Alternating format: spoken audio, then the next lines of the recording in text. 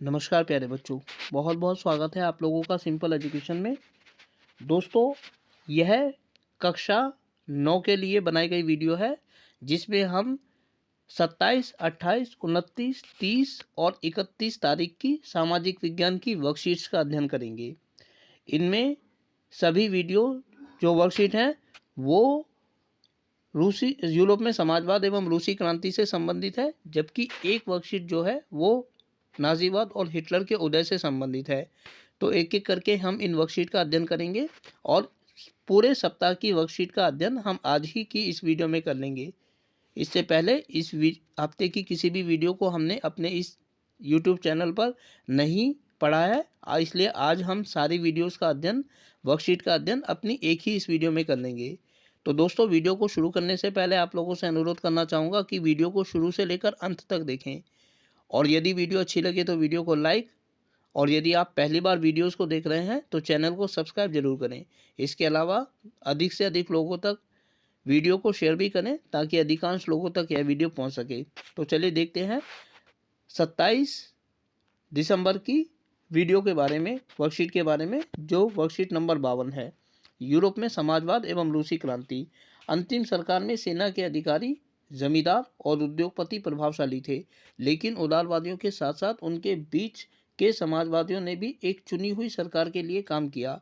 सार्वजनिक सभाओं और संघों पर से प्रतिबंध हटा दिया गया। पेट्रोग्राड सोवियत की तरह सोवियत हर जगह स्थापित किए गए, हालांकि चुनाव की किसी भी समान प्रणाली का पालन नहीं किया गया। फरवरी क्रांति के बाद रूस। अप्रैल 1917 में बोल्शेविक नेता व्लादिमीर लेनिन अपने निर्वासन से रूस लौट आए। उन्होंने घोषणा की कि युद्ध को समाप्त किया जाए, भूमि किसानों को हस्तांतरित की जाए और बैंकों का राष्ट्रीयकरण किया जाए। इन 3 मांगों को लेनिन की अप्रैल थीसिस के नाम से जाना जाता है। उन्होंने यह भी तर्क दिया कि अपने नए रेडिकल उद्देश्यों को स्पष्ट करने के लिए बोल्शेविक पार्टी का नाम कम्युनिस्ट पार्टी रख दिया जाए। औद्योगिक इलाकों में फैक्ट्री समितियों का गठन किया गया जो उद्योगपतियों के कारखाने चलाने के तौर तरीकों पर सवाल उठाने लगी। ट्रेड यूनियनों की संख्या में वृद्धि हुई। अंतरिम सरकार ने फैक्ट्रियां चलाने के मजदूरों के प्रयासों का विरोध किया और नेताओं को गिरफ्तार करना शुरू कर दिया। जुलाई 1917 में बोल्शेविकों के विशाल प्रदर्शनों का कड़ाई से दमन किया गया।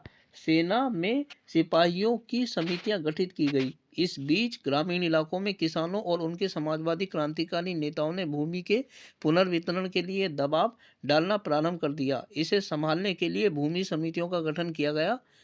समाजवादी क्रांतिकारियों से प्रेरित होकर किसानों ने जुलाई और सितंबर 1917 के बीच भूमि पर कब्जा कर लिया।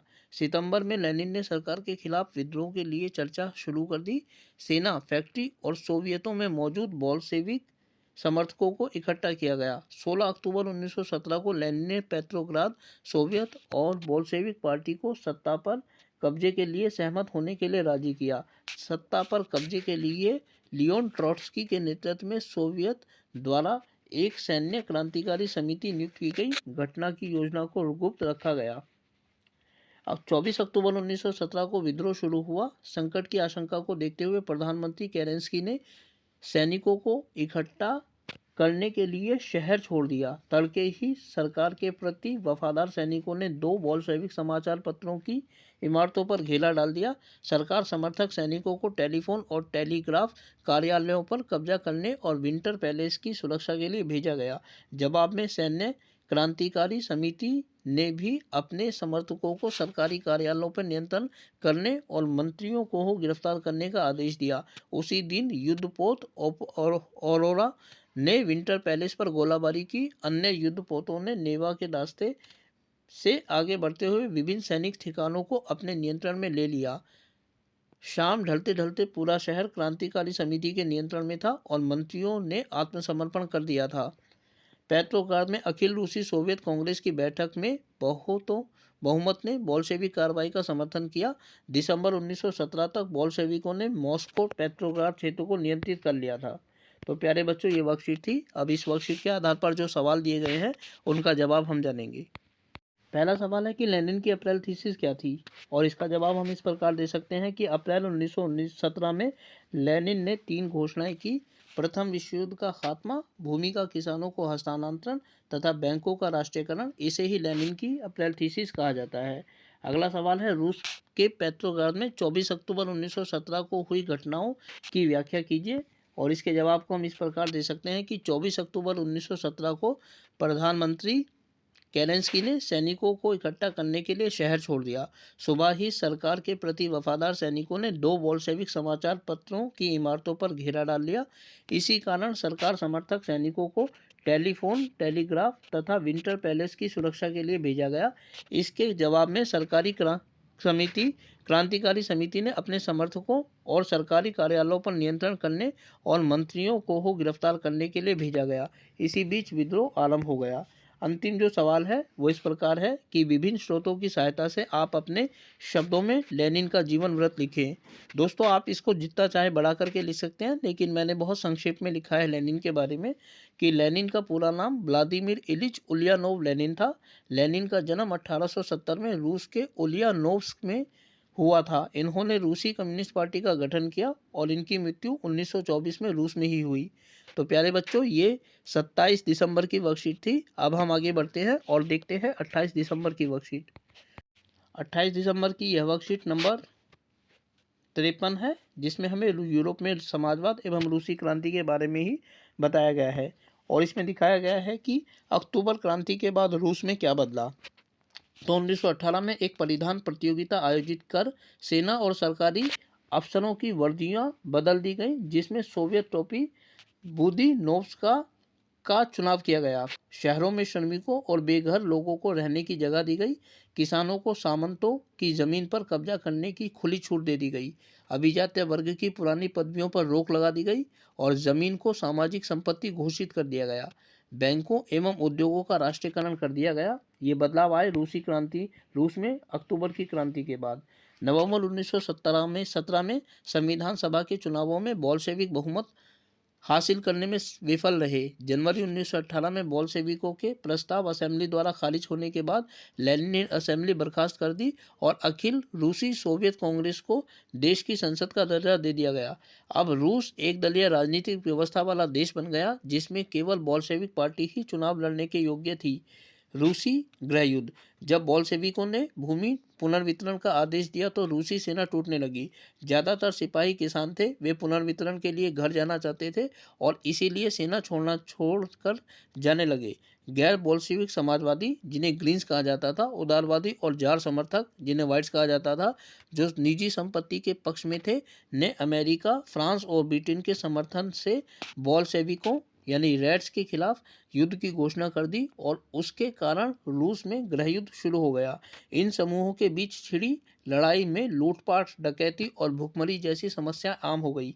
व्हाइट्स में जो निजी संपत्ति के हिमायती थे, उन्होंने जमीन पर कब्जा करने वाले किसानों के खिलाफ सख्त रवैया अपनाया।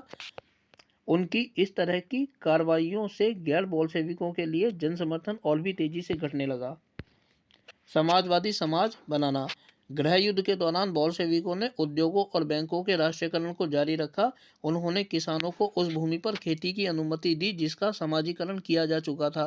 बोल्शेविकों ने जब्त की गई भूमि का उपयोग यह दिखाने के लिए किया कि सामूहिकता क्या होती है। गिरती अर्थव्यवस्था को सहारा देने के लिए और विकास को सुनिश्चित करने के लिए केंद्रीकृत नियोजन की व्यवस्था लागू की गई, जिनमें पंचवर्षीय योजना नीति सबसे महत्वपूर्ण थी। शिक्षा को सभी प्रकार के विकास की आधारशिला मानकर प्राथमिक से लेकर उच्च और व्यावसायिक शिक्षा तक का ध्यान रखा गया। श्रमिकों के लिए रहने के लिए क्वार्टर तथा महिला श्रमिकों के बच्चों के लिए बालवाड़ियों का प्रावधान किया गया। सस्ती स्वास्थ्य सेवा उपलब्ध करवाई गई। तो प्यारे बच्चों, ये 28 दिसंबर की वर्कशीट थी। अब इस वर्कशीट में जो सवाल दिए गए हैं, एक एक करके हम उन सवालों के जवाबों को जानेंगे। पहला सवाल है कि अक्टूबर क्रांति के बाद रूस में बोल्शेविकों द्वारा क्या क्या बदलाव लाए गए। तो अक्टूबर की क्रांति के बाद बोल्शेविकों द्वारा रूस में निम्नलिखित बदलाव लाए गए। सबसे पहले सेना की वर्दी तथा सोवियत टोपी का चुनाव किया गया और इसके लिए एक परिधान प्रतियोगिता का आयोजन किया गया, यानी फैंसी ड्रेस कॉम्पिटिशन का। और उसके बाद बेघरों को रहने के लिए घर दिए गए। फिर जमीन पर किसानों को कब्जा करने की छूट दे दी गई कि इससे पहले सामंतों के पास जो जमीन हुआ करती थी, जो ना जाने कितनी बड़े आकार की हुआ करती थी और जो स्वयं खेती कार्य नहीं करते थे, बोल्शेविकों के शासनकाल के दौरान किसानों को यह छूट दे दी गई कि वे सामंतों की जमीनों पर खेती के लिए कब्जा कर लें। और उसके बाद है बैंकों तथा उद्योगों का राष्ट्रीयकरण किया गया और जमीन को सार्वजनिक संपत्ति घोषित किया गया। सार्वजनिक संपत्ति का मतलब ये था कि जमीन अब किसी एक व्यक्ति के नाम पर दर्ज नहीं होगी, बल्कि जमीन का प्रयोग सभी लोग संयुक्त रूप से करेंगे, सामूहिक रूप से करेंगे। अगला सवाल है, रूस के गृह युद्ध में ग्रीन्स, व्हाइट्स और रेड्स की क्या भूमिका थी? और इसके जवाब को हम इस प्रकार दे सकते हैं कि रूस में गैर बोल्शेविक समाजवादियों को ग्रीन्स, उदारवादी तथा जार समर्थकों को व्हाइट्स तथा बोल्शेविकों को रेड्स कहा जाता था। ग्रीन तथा व्हाइट्स निजी संपत्ति के समर्थक थे, इसीलिए उन्होंने ब्रिटेन, फ्रांस तथा अमेरिका को का साथ पाकर रेड्स के विरुद्ध युद्ध की घोषणा कर दी। अमेरिका, फ्रांस और ब्रिटेन ने समाजवाद का विरोध इसलिए किया क्योंकि ये लोग डरते थे कि यदि समाजवाद का प्रसार हो गया तो उनके अपने देशों में जो पूंजीवादी व्यवस्था स्थापित है वो समाप्त हो जाएगी। इसीलिए पूंजीवाद को पुख्ता बनाए रखने के लिए उन्होंने रेड्स के खिलाफ व्हाइट और ग्रीन का साथ दिया। अगली सवाल, जो कि इस वर्कशीट का अंतिम सवाल है, रूसी क्रांति के बाद एक समाजवादी समाज की स्थापना के लिए बोल्शेविकों द्वारा जो कदम उठाए गए उनकी व्याख्या कीजिए है। तो जो बोल्शेविक क्रांति है उसके बाद समाजवादियों के द्वारा रूस में निम्नलिखित कदम उठाए गए। पहला, उद्योगों तथा बैंकों का राष्ट्रीयकरण किया गया। दूसरा, सामूहिकता को बढ़ावा तथा सामूहिक खेती को बढ़ावा दिया गया। तीसरा है, केंद्रीयकृत तथा पंचवर्षीय योजनाएं लागू की गई और शिक्षा का प्रसार किया गया, विस्तार किया गया और सस्ती स्वास्थ्य सेवाओं को बढ़ावा दिया गया समाजवादियों के द्वारा रूस में क्रांति के बाद। तो प्यारे बच्चों, ये 28 दिसंबर की वर्कशीट थी। अब हम आगे बढ़ते हैं और देखते हैं 29 दिसंबर की वर्कशीट। 29 दिसंबर की यह वर्कशीट नंबर 54 है और इसमें भी हमें रूस में समाजवाद एवं रूसी क्रांति के बारे में बताया गया है और इसमें स्टालिनवाद के बारे में बताया गया है आज की इस वर्कशीट नंबर 54 में। तो चलिए देखते हैं। स्टालिनवाद और सामूहिकीकरण। लेनिन के बाद शासन करने वाले स्टालिन ने कम्युनिस्ट विचारों को और अधिक सख्ती से लागू किया। विनाशकारी अकाल के कारण 1927 के बाद अनाज की नियंत्रित कीमतों को लेकर किसानों और सरकार के बीच टकराव हुआ। 1928 में पार्टी के सदस्यों ने अनाज उत्पादक क्षेत्रों का दौरा किया, जबरन किसानों से अनाज खरीदा और कुलकों यानी संपन्न किसानों पर छापा मारा। आधुनिक खेतों को विकसित करने और उन पर जमीनों की सहायता से औद्योगिक खेती करने के कुलकों का सफाया करना, किसानों से जमीन छीनना और राज्य नियंत्रित बड़े खेतों की स्थापना करना आवश्यक था। 1929 से पार्टी ने सभी किसानों को सामूहिक खेतों यानी कोल खोज में खेती करने का आदेश जारी कर दिया। अधिकांश भूमि और उपकरणों को सामूहिक खेतों के स्वामित्व में स्थानांतरित कर दिया गया। किसान सामूहिक जमीनों पर काम करते थे और कोल खोज के लाभ को सभी किसानों में बांट दिया जाता था। क्रोधित किसानों ने सरकार का विरोध किया और मवेशियों को नष्ट करना शुरू कर दिया। जो लोग सामूहिकीकरण का विरोध करते थे उन्हें कड़ी सजा दी जाती थी। कई लोगों को निर्वासन या देश निकाला दे दिया गया था। पार्टी के भीतर कई लोगों ने नियोजित अर्थव्यवस्था के तहत औद्योगिक उत्पादन में भ्रम और सामूहिकीकरण के परिणामों की आलोचना की। स्टालिन और उनके हमदर्दों ने इन आलोचकों पर समाजवाद के खिलाफ साजिश का आरोप लगाकर उन्हें कड़ी सजा दी। रूसी क्रांति का प्रभाव। रूसी क्रांति द्वारा मेहनत कशों के राज्य की संभावना का स्पष्ट उदाहरण दिया गया था। सोवियत संघ यानी USSR, United Soviet state of Russia, ने समाजवाद को एक वैश्विक चेहरा और विश्व स्तर प्रदान किया था। अब समाजवाद एक व्यापक उद्देश्य के रूप में स्थापित हो गया था। मार्क्सवाद, लेनिनवाद और स्टालिनवाद ने समाजवाद के लिए नए तरीकों के साथ रास्ता भी अपनाया। हमारे संविधान में भी समाजवाद लाने का वर्णन किया गया है। तो प्यारे बच्चों, ये 29 दिसंबर की वर्कशीट थी। अब हम इस वर्कशीट में पूछे गए सवालों की ओर बढ़ते हैं कि कैसे हम इन सवालों का जवाब दे सकते हैं। पहला सवाल है कि कुलक कौन थे और इसका जवाब है कि रूसी समाज के धनी किसानों को कुलक कहा जाता था। अगला सवाल है, स्टालिन का सामूहिकीकरण कार्यक्रम क्या था, इसे रूस में क्यों लागू किया गया। इसके जवाब को हम इस तरीके से दे सकते हैं कि रूस में स्टालिन का सामूहिकीकरण कार्यक्रम वह योजना थी जिसमें राज्य सारी कृषि भूमि का स्वामी था और सभी किसान सामूहिक रूप से एक साथ इस भूमि पर खेती करते थे। इसे रूस में इसलिए लागू किया गया क्योंकि साम्यवादी क्रांति सबसे पहले रूस में ही हुई थी। अगला सवाल जो कि इस वर्कशीट का अंतिम सवाल है, वो रूसी क्रांति के वैश्विक प्रभावों की व्याख्या कीजिए है। और रूसी क्रांति के वैश्विक प्रभाव निम्नलिखित थे। नंबर 1, मजदूर वर्ग के राज्य की स्थापना की संभावना। अर्थात रूस में जो साम्यवादी क्रांति हुई थी उसने एक नया प्रयास यह किया था कि रूस में एक ऐसी सरकार की स्थापना हुई थी जिसमें सत्ता मजदूर वर्ग के हाथ में थी। तो इसने पहली बार यह संभव कर दिखाया था कि यदि हम मजदूर वर्ग की सरकार स्थापित करना चाहें तो यह संभव है। इसके लिए एक साम्यवादी क्रांति की आवश्यकता होती है। और दूसरा, समाजवाद के रूप में एक नए विकल्प की स्थापना। अर्थात इससे पहले जो पूंजीवादी व्यवस्था थी, जो इंग्लैंड, फ्रांस, जर्मनी और अमेरिका जैसे देशों में पसरी हुई थी, जिसमें विभिन्न प्रकार की वस्तुओं का उत्पादन लाभ का प्राप्त करने के लिए किया जाता था, उसके विकल्प के रूप में एक समाजवाद विचारधारा उभरकर सामने आई। और समाजवाद के अंतर्गत यह तय किया गया कि हम व्यापार के साथ साथ, लाभ के साथ साथ कल्याण के बारे में भी सोच सकते हैं। तो ये रूसी क्रांति के वैश्विक प्रभाव थे। अब दोस्तों, ये 29 दिसंबर की वर्कशीट थी। अब हम आगे बढ़ते हैं और देखते हैं 30 दिसंबर की वर्कशीट। प्यारे बच्चों, 30 दिसंबर की यह वर्कशीट मानचित्र कार्य से संबंधित है और यह रूस में, यूरोप में समाजवाद एवं रूसी क्रांति से ही ली गई है। इसमें हमें प्रथम विश्व युद्ध में जो 2 वर्ग शामिल थे, उन देशों को यूरोप के मानचित्र में इंगित करने के लिए कहा गया है। तो हम जानते हैं कि प्रथम विश्व युद्ध जो 1914 से 1918 के बीच लड़ा गया था, उसमें पूरी दुनिया, विशेषकर यूरोपीय महाद्वीप 2 वर्गों में बटा हुआ था। एक तरफ जर्मनी था और दूसरी तरफ ब्रिटेन था। जर्मनी के साथ जर्मनी, ऑस्ट्रिया हंगरी, तुर्की यानी कि ऑटोमन साम्राज्य शामिल थे, जबकि और इन सबको केंद्रीय शक्ति कहा जाता था, संभवतः इसलिए कि ये यूरोप में मध्य भाग में पड़ते थे। जबकि दूसरी तरफ मित्र शक्तियां थी जिनका नेतृत्व ब्रिटेन कर रहा था, और ब्रिटेन के साथ साथ इसमें फ्रांस, रूस और अमेरिका भी शामिल थे। तो अगर हम मानचित्र में देखें तो इंग्लैंड जो है वो मध्य भाग में है, जो कंगारू की तरह दिखता है।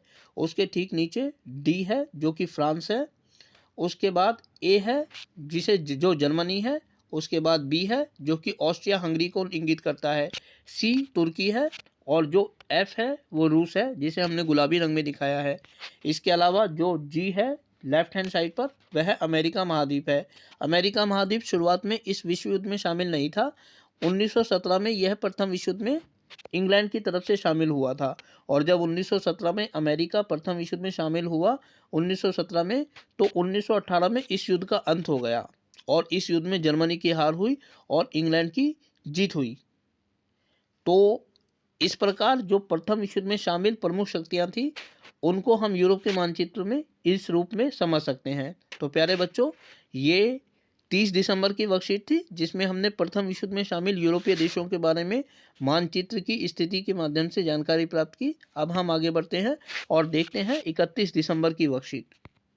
प्यारे बच्चों, 31 दिसंबर की यह वर्कशीट नंबर 56 है और यह है इतिहास की पाठ्य पुस्तक के तीसरे अध्याय नाथसीवाद और हिटलर का उदय से ली गई है। इससे पहले वाली जो वर्कशीट नंबर 52 से 55 थी, वो यूरोप में समाजवाद और रूसी क्रांति से संबंधित थी। यह इस हफ्ते की पहली वर्कशीट है जो तीसरे अध्याय से संबंधित है, नाजीवाद और हिटलर का उदय के बारे में। तो चलिए देखते हैं कि क्या जानकारी दी गई है नाजीवाद और हिटलर के उदय के बारे में आज की इस वर्कशीट में। पिछली वर्कशीट में आपने पढ़ा था कि प्रथम विश्व युद्ध यानी 1914 से 1918 2 प्रमुख गुटों के बीच लड़ा गया था। मित्र शक्तियां, इसमें मुख्य देश फ्रांस, ब्रिटेन और रूस थे, और केंद्रीय शक्तियां, इसमें मुख्य देश जर्मनी, ऑस्ट्रिया और तुर्की थे। इस प्रथम विश्व युद्ध में फ्रांस और बेल्जियम पर कब्जा करके जर्मनी ने शुरुआत में सफलताएं हासिल की, लेकिन 1917 में जब अमेरिका भी युद्ध मित्र देशों में शामिल हो गया तो इस खेमे को काफ़ी ताकत मिली, और आखिरकार नवंबर 1918 ईस्वी में मित्र देशों द्वारा केंद्रीय शक्तियों को हराने के बाद जर्मनी को भी घुटने टेकने को मजबूर कर दिया। साम्राज्यवादी जर्मनी की पराजय और सम्राट के पद त्याग के बाद वायुमन में एक राष्ट्रीय सभा की बैठक बुलाई गई और संघीय आधार पर एक लोकतांत्रिक संविधान पारित किया गया। इस नई व्यवस्था ने जर्मन संसद यानी राइक्सटाग के लिए जनप्रतिनिधियों का चुनाव किया गया। जब प्रतिनिधियों के निर्वाचन के लिए औरतों सहित सभी वयस्क नागरिकों को समान और सार्वभौमिक मताधिकार प्रदान किया गया, लेकिन यह नया गणराज्य जर्मनी के बहुत सारे लोगों को अच्छा नहीं लगा, क्योंकि जून 1919 में वर्साई की संधि में विजयी देशों ने जर्मनी पर बहुत कठोर शर्तें थोप दी थी। जैसे जर्मनी को अपने सारे उपनिवेश, तकरीबन 10% आबादी, 13% भूभाग, 75% लोह भंडार और 26% कोयला भंडार फ्रांस, पोलैंड, डेनमार्क और लिथुआनिया के हवाले करने पड़े। जर्मनी की सेना भी मित्र देशों ने भंग कर दी गई। युद्ध अपराध बोध अनुच्छेद के तहत युद्ध की सारी तबाही के लिए जर्मनी को जिम्मेदार ठहराया गया। इसके एवज में उस पर 6 अरब पाउंड का जुर्माना लगाया गया। खनिज संसाधन वाले राइनलैंड पर भी 20 के दशक में मित्र देशों का कब्जा रहा। तो प्यारे बच्चों, ये वर्कशीट थी। अब इस वर्कशीट में जो सवाल दिए गए हैं, एक एक करके हम उन सवालों के जवाबों को जानेंगे। पहला सवाल है कि प्रथम विश्व युद्ध में कौन से देश प्रमुख देश शामिल थे। तो प्रथम विश्व युद्ध में ब्रिटेन, फ्रांस और रूस, जिन्हें हम मित्र देश कहते हैं, और दूसरी तरफ जर्मनी, ऑस्ट्रिया तथा तुर्की शामिल थे, जिन्हें हम केंद्रीय शक्तियां या धुरी शक्तियां कहते हैं। दूसरा सवाल है, जर्मन संसद को किस नाम से जाना जाता है। तो जर्मन संसद को राइखस्टाग कहा जाता है। अंतिम सवाल जो कि इस वर्कशीट में पूछा गया है वो है, जर्मनी में राजशाही के अंत तथा नए वाइमर गणराज्य में समान तथा सार्वभौमिक अधिकारों के बाद भी बहुत सारे लोगों को इस व्यवस्था से खुश क्यों नहीं थे। तो वर्साई की अपमानजनक संधि के कारण जर्मनी के लोग वाइमर गणराज्य से नाखुश थे। तो प्यारे बच्चों, आज की इस वीडियो में हम लोगों ने बात की कक्षा 9 की 27 दिसंबर, 28 दिसंबर, 29 दिसंबर, 30 दिसंबर और 31 दिसंबर की सामाजिक विज्ञान की वर्कशीट्स के बारे में। आज की इस पूरी वीडियो में हम लोगों ने इस हफ्ते की पूरी सामाजिक विज्ञान की वर्कशीटों का अध्ययन कर लिया है। उम्मीद करता हूं कि आप लोगों को वीडियो अच्छी लगी होगी। और एक बार फिर से आपसे अनुरोध करना चाहूँगा कि आप वीडियो को शुरू से लेकर अंत तक देखें, ताकि आप सभी वर्कशीट्स को अच्छी तरह से समझ सकें। और यदि वीडियो अच्छी लगी तो वीडियो को लाइक और चैनल को सब्सक्राइब जरूर करें। इसके अलावा आगे आने वाले अन्य दिनों में अन्य वीडियोज़ को देखने के लिए जुड़े रहें मेरे साथ, मेरे इस यूट्यूब चैनल से, जिसका नाम है सिंपल एजुकेशन। फिलहाल आप लोगों से विदा लेना चाहूँगा। वीडियो को देखने के लिए आपका बहुत बहुत धन्यवाद।